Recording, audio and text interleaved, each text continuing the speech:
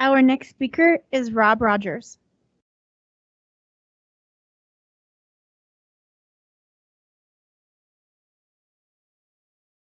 Good evening, board members. Colorado State Board of Education regulations about teacher licensing includes a section about unethical behavior that can cause revocation of a teacher's license.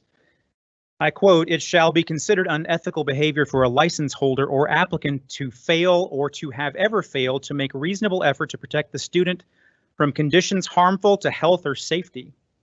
The proposed addition to district policy will be voted on later on tonight runs completely counter to state law and basic logic. I can only guess that one of two different things is going on. Either the addition is completely politically motivated based on uninformed opinion about the definition of liberty, the public health responsibility of the state, and vaccine conspiracy theory, or the change is being driven by incompetence and an inability to analyze situations and evaluate unintended consequences. Regardless of the underlying cause, it's completely irresponsible to disregard the informed legal opinion of district counsel in just about any situation this board could be faced with. Now, maybe Brad Miller has a different opinion, but it still seems unwise. Therefore, I can only conclude that any board member that votes to introduce the policy change is demonstrably unfit for the position. That being said, let's think about a timeline here.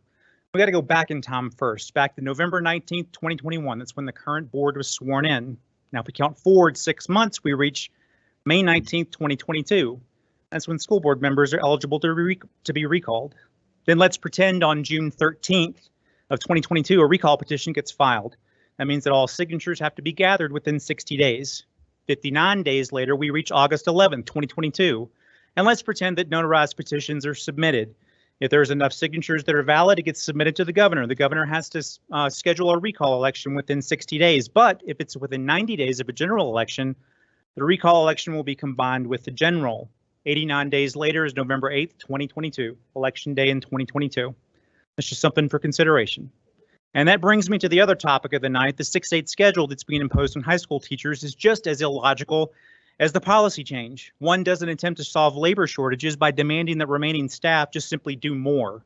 Good managers will look for root causes and address those. Here's a hint: pay them more. Make the open positions and the environment more competitive and attractive. So in keeping with the board quote from Abraham Lincoln, here's another one. "I'm glad to know that there is a system of labor where the laborer can strike if he wants to. I would to God that such a system prevailed all over the world." Thank you very much.